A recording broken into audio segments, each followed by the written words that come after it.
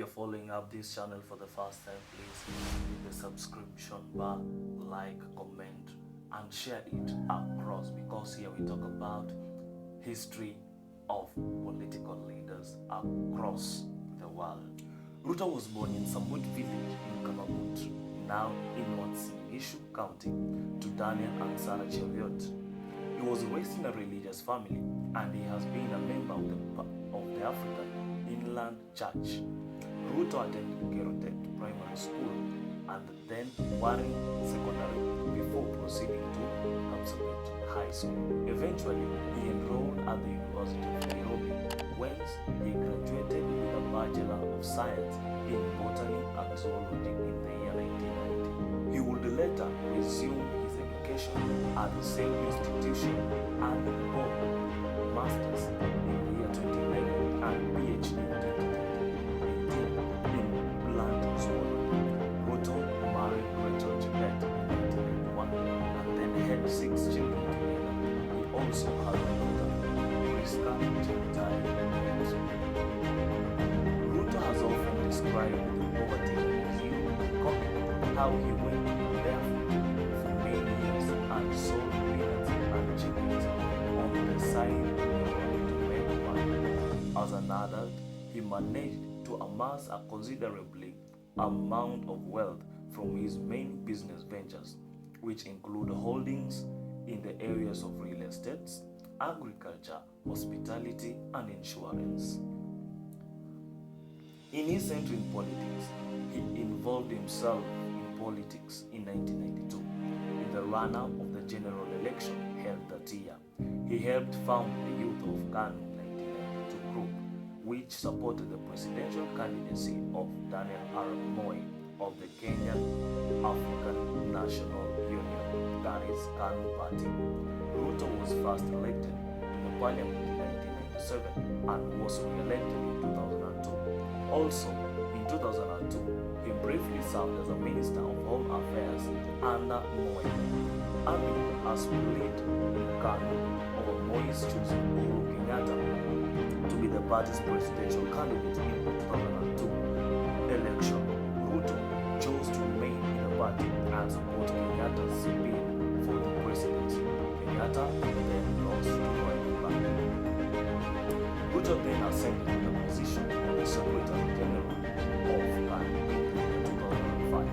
That same year, the government held a referendum on a proposed new constitution.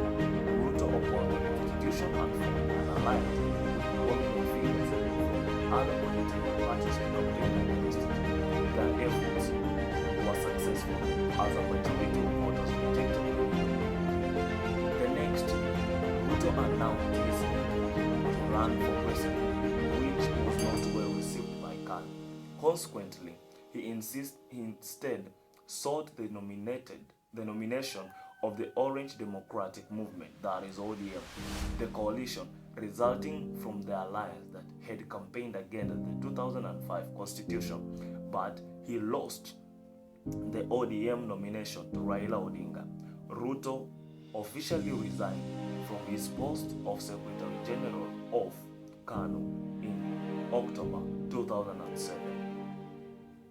In the dispute in 2007 election, violent aftermath and coalition government, in the hotly contested December 2007 elections, Ruto, now as part of the ODM, supported Odinga in his bid to unseat the incumbent president Kibaki.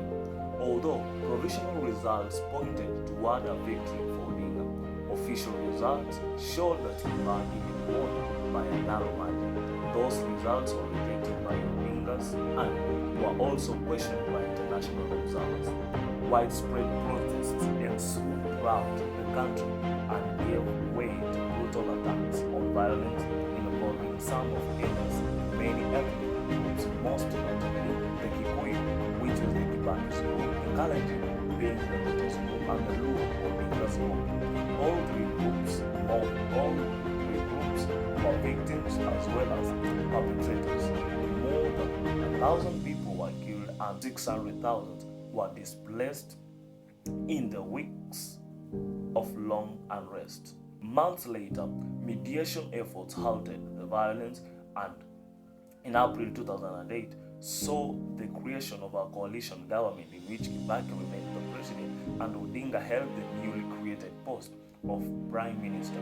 Ruto was appointed the minister for two portfolios in the government: agriculture from 2008 to 2010 and higher education from 2010 to 2011. He also retained his parliamentary seat. After falling out with Odinga, he left ODM and briefly found home in the United Democratic Movement before landing in the United Republican Party in 2012. Meanwhile, ICC had opened an investigation into the post-election violence of 2007 and 2008. In December 2020, ICC released the names of 6 individuals thought to have been most responsible for investigating the violence, and Ruto and Kenyatta were among those named.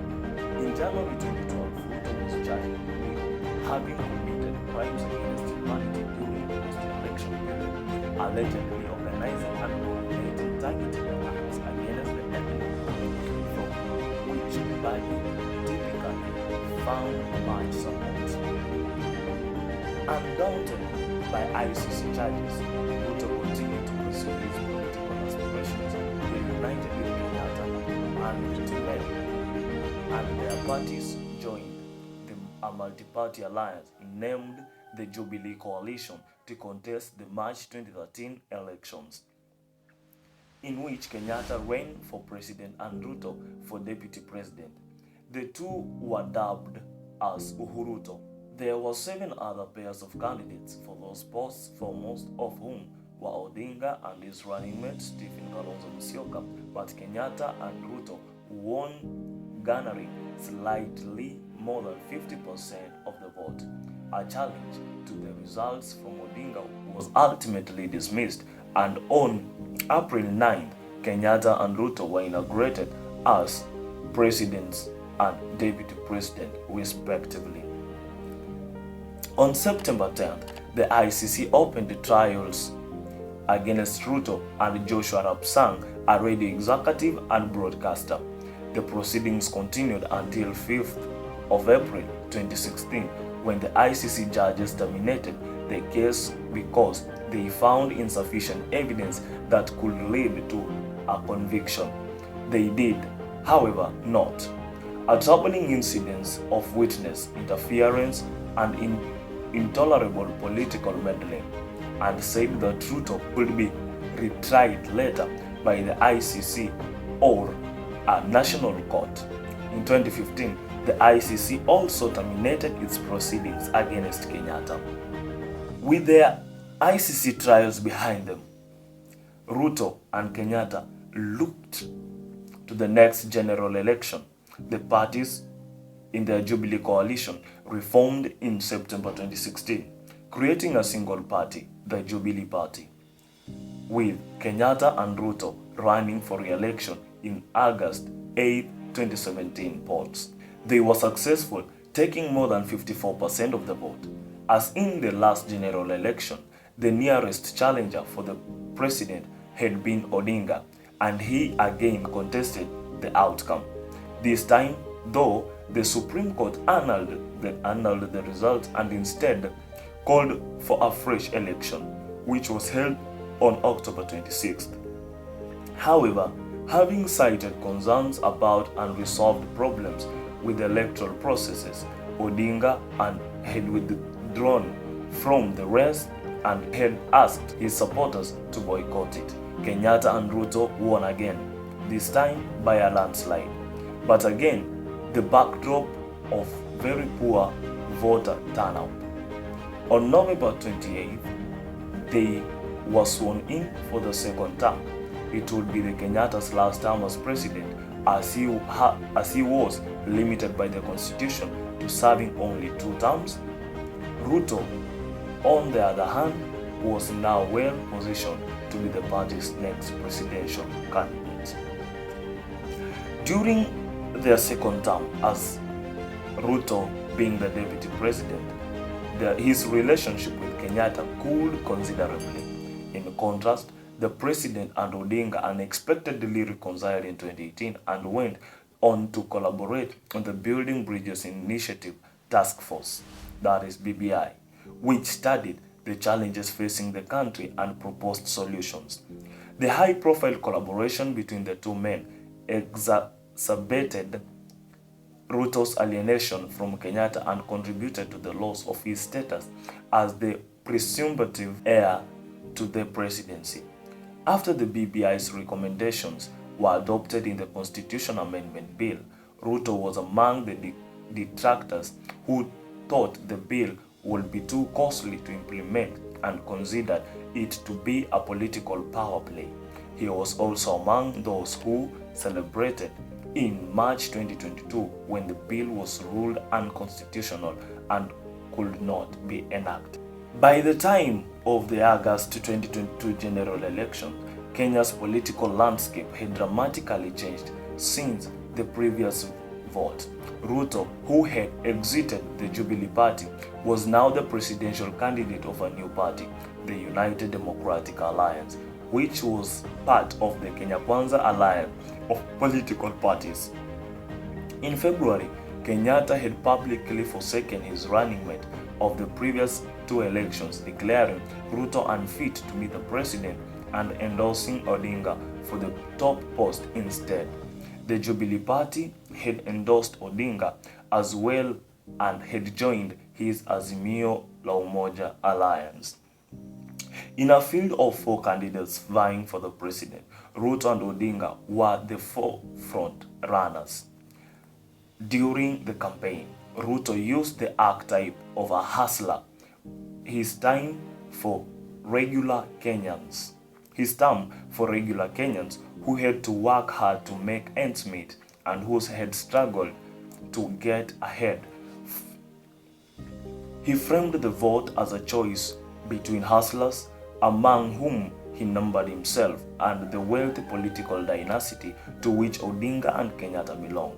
Following the August 9th elections, the head of Electoral Commission declared Ruto the winner of the presidential contest with 50.49% of the vote, which had bested closest challenger Odinga with 48.85%. Initially, however, Ruto's victory was marred by uncertainty, as 4 of the 7 electoral commissioners had disavowed the results before they were announced, and Odinga did not accept the results, choosing to once again file a challenge with the Supreme Court. On September 5th, the court upheld the results, saying that no credible evidence of fraud had been presented. Ruto was inaugurated as president on September 13, 2022. Please like, share, comment, and also subscribe to this channel for more stories about African leaders.